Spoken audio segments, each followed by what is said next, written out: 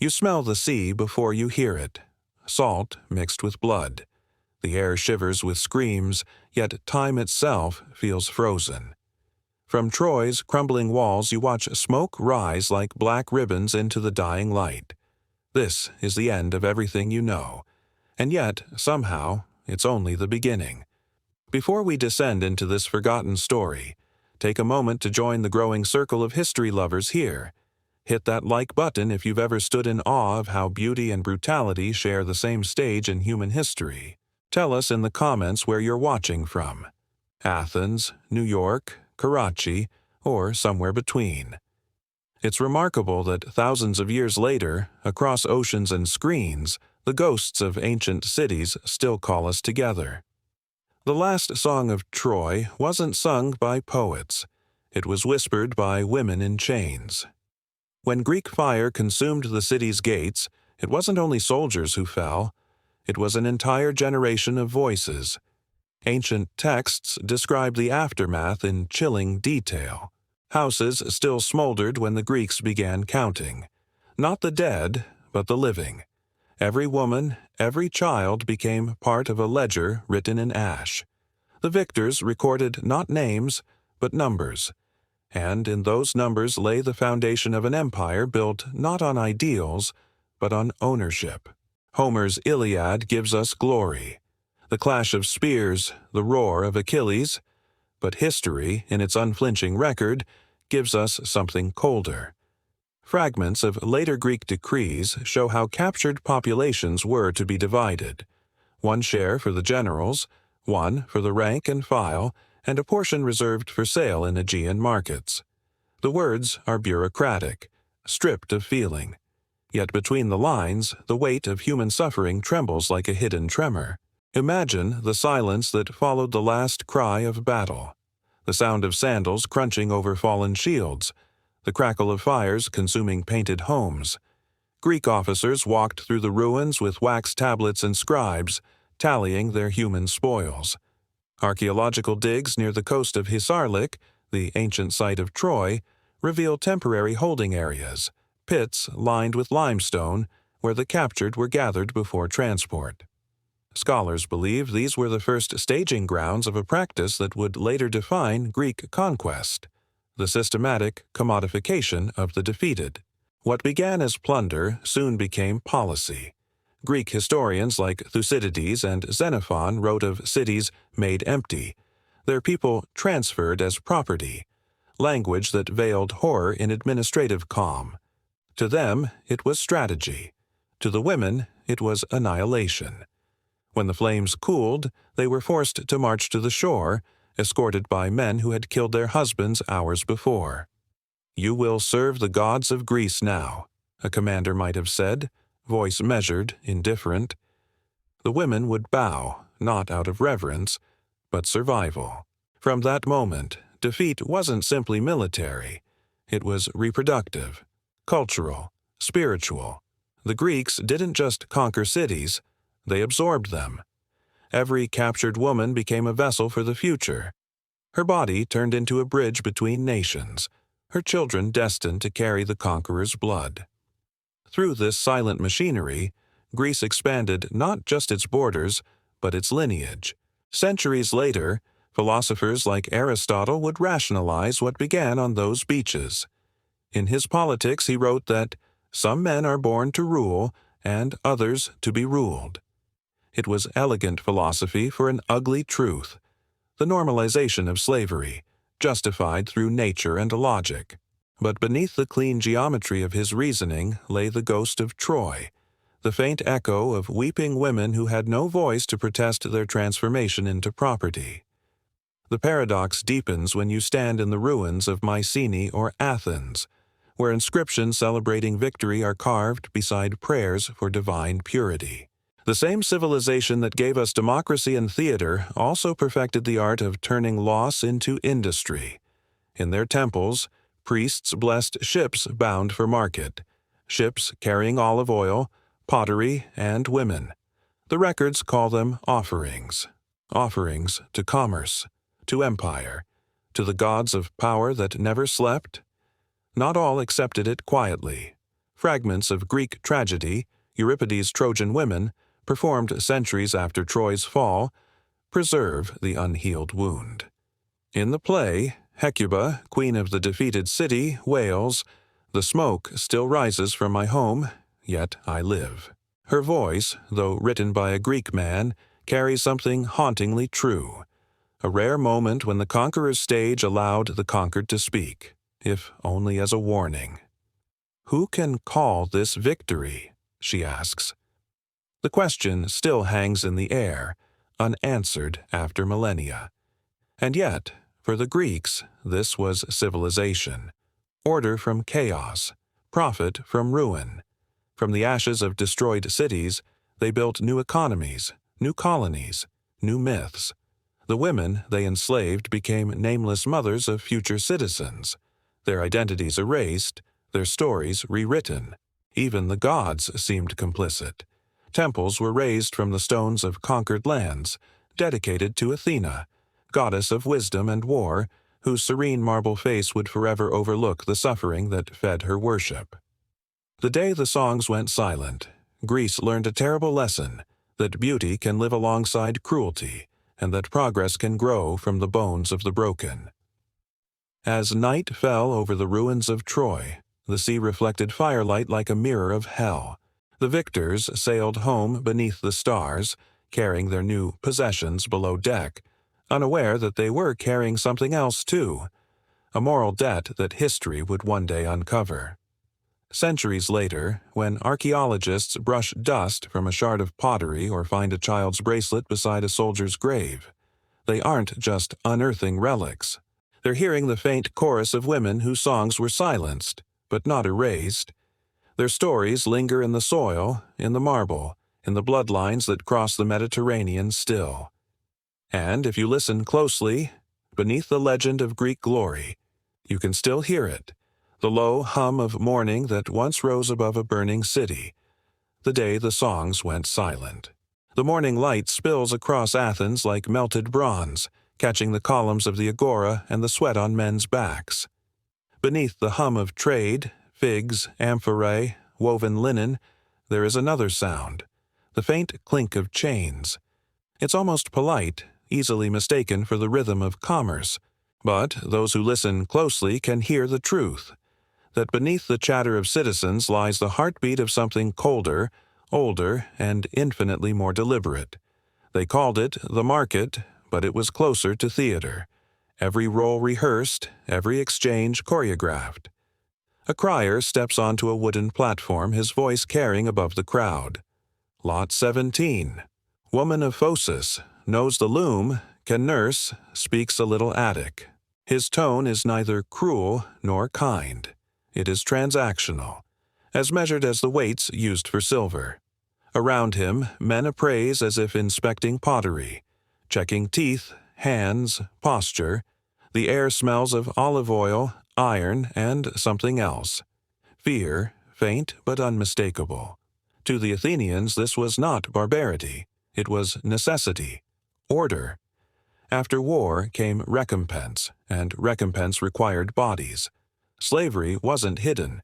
It stood proudly beside reason and rhetoric, both feeding the same machine. Philosophers debated the nature of the soul within earshot of auctioneers. Children ran past tethered captives without a second glance. How could a society that carved marble into gods reconcile itself with human bondage? Perhaps the better question is, did it ever try? Under the porticos, contracts were drawn. Not just names, but origins. Lydian girl, aged 14. Thracian man, strong arms. Each entry inked into wax tablets that would outlast their owners' lives. There were even taxes on such sales. A state cut of human worth. What was once plunder became policy, as if cruelty itself had been codified into marble. A buyer approaches, his tunic freshly laundered, his ring heavy with civic pride. He studies a young woman standing on the block. Her wrists are bound, her face streaked with dirt. The crier proclaims her lineage, the daughter of a Spartan officer, and the crowd murmurs. Spoils with noble blood fetch higher prices. Does she speak? the buyer asks. She understands command, the crier replies. The man nods, satisfied, and raises his hand. A deal is struck. No sword was drawn, no cry raised, yet the violence is complete. The philosophers in the Stoa nearby continue their discourse. One, a student of Socrates, muses aloud, "Some men are born to rule, others to serve. Nature has arranged it so." He speaks not to justify cruelty, but to tidy it, to make sense of what his city demands. To the Athenian mind, logic must reign even in the realm of pain. The result is a paradox, the birthplace of democracy standing atop a foundation of chained feet. Even religion plays its part. Offerings are made to Hermes, patron of trade, to bless the day's bargains. Smoke curls into the air, mingling with dust. A priestess passes by, her robe brushing against a line of captives, and for a fleeting moment, sacred and profane, share the same breath. The buyers do not notice. To them, piety and profit have never been strangers. A record from the 5th century BCE survives, etched faintly on a clay shard. 2 women, purchased for household service, paid 3 drachmas each. That fragment is all that remains of their lives. No names, no graves, just numbers. Historians will later find hundreds like it, proof that the machinery ran not on emotion but on efficiency. The system was not monstrous because it raged. It was monstrous because it purred. At sunset, the market quiets. The marble glows red, as if the city itself blushes at what it has seen. But no one speaks of guilt. Slaves are led away in small groups, their chains muffled by cloth to avoid disturbing the evening calm. A mother hums a song under her breath, not for comfort, but defiance, the lullaby of a homeland she will never see again. Her voice trembles, but it endures.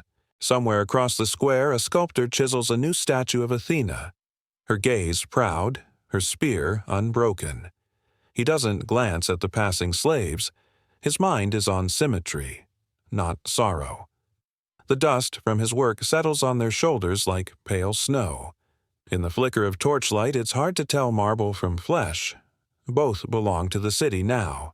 Centuries later, archaeologists will find shackles corroded into soil once used for olive trees. They will uncover bones beneath the flooring of grand estates and debate whether the owners even remembered who they had buried there. But the stones will remember. The market stones, worn smooth by bare feet and spilled water, hold the memory of transactions spoken in the language of civility and sealed in silence. As the night deepens, the agora empties. The echo of the crier's voice fades into the distance, swallowed by cicadas and the sigh of the wind through colonnades. The stars emerge, ancient witnesses, unblinking, indifferent. And in that stillness, you might almost believe the market never existed at all. But beneath Athens' polished streets lies the truth, a buried economy of souls, whispering through the centuries. The city that once taught the world to think also taught it to forget. And tomorrow, when the sun rises over the marble once more, the market will open again. The wind rises over the Acropolis, carrying dust that glitters like ash in the sun. Below the Parthenon's broken columns, a team of archaeologists kneels in silence. Their brushes sweep gently over the soil, uncovering what the city long ago chose to forget. Bones, small and delicate, resting where marble once cast its shadow. Each fragment is a whisper, each silence an accusation. The women who built no temples, who signed no decrees, lie here, their remains woven into the same earth that birthed democracy. For centuries, Athens has been celebrated as light, the beacon of reason, philosophy, and art. Yet beneath that light runs a darkness that refuses to fade. The soil beneath the Parthenon tells another story, one of captivity, assimilation, and forgotten bloodlines. When the archaeologists unearth a jawbone marked with the trace of an iron collar, history trembles. The finding is undeniable proof that those enslaved were not only present, but entombed in the very city that claimed to set men free. The air around the dig hums with unease. A young researcher, sweat streaking the dust on her face, whispers, "She was buried here. Under the temple?" Her mentor nods slowly. "Not buried," he says. "Hidden." His voice carries the weight of centuries. The woman they've found was not granted the rights of an Athenian. No oil, no coin for Charon's ferry, just silence. Nearby, marble shards of inscriptions lie half erased, their Greek letters softened by time. One reads, "For those who served, may the gods remember." But which gods remembered? And what kind of remembrance is this, a nameless burial under beauty? The contradiction runs like a fissure through Western thought itself, the civilization that worshipped wisdom yet buried its guilt beneath stone. As the sun lowers, the Parthenon glows gold, its columns stained with the color of evening. Tourists climb the steps, their footsteps echoing over graves no one marked. Few know that the foundation stones were laid by the hands of enslaved labor, many of them women taken after war, their cities burned, their families scattered. Their work built the temple that would one day be called the cradle of reason. But in truth, that cradle rocked over bones. What happens when civilization's brightest monument is built on silence? The question lingers as the scene shifts in time, to the 5th century BCE. A priest walks the temple's corridor, his sandals brushing marble dust. Outside, a woman from Miletus, taken in conquest, kneels by a brazier, tending the flame of Athena. Her Greek is broken, her prayers not her own. Still, she whispers in her mother tongue to a god no one here will name. "Hear me," she murmurs, "do not let them forget." 2.5 millennia later, science answers her. DNA analysis from graves beneath Athens reveals genetic threads foreign to the region: Anatolian, Thracian, Phoenician. They belong to women who were captured, transported, and absorbed into the Greek world. Their children grew up speaking Greek, their mothers' stories lost to translation. The empire did not just conquer bodies, it rewrote bloodlines. Civilization, it seems, was not born pure, but mixed, written in the mingling of conqueror and captive. Historians once argued that slavery in Greece was merely economic, not racial. But these bones speak otherwise. They tell of women uprooted, renamed, assigned new gods and duties. Their descendants walked freely centuries later, unaware that their lineage began in bondage. Perhaps this is the cruelest form of victory, when even memory bows to the victor's script. The archaeologists document each fragment carefully. Pottery shards etched with faint scratches, not decoration, but writing. One piece bears the words, "I served in the house of the wise." Another, barely legible, reads, "Forgive me, mother." These aren't myths. They're proof of survival, glimpses of lives buried beneath marble sermons of perfection. Night falls over Athens. The floodlights turn the Parthenon pale against the dark sky, and cicadas sing where once processions marched. To the modern eye, its beauty eternal. To those who listen closely, it's a mausoleum humming with unrest. The wind moving through its columns sounds almost like breath. A scholar watches from the steps, notebook in hand. "We call this place sacred," she says softly. "But sacred to whom?" Her voice fades, nearly drowned by the noise of the city below. Traffic, laughter, the clicking of cameras. The living world moves on, oblivious, while the dead wait just beneath their feet. Somewhere under those stones, the earth holds one last secret. A mass of unmarked graves, sealed beneath what was once a storage room for temple offerings. The bones inside belong mostly to women and children. Carbon dating places them in the age of Pericles, Athens at its height. The city's golden era, it seems, was built atop a graveyard.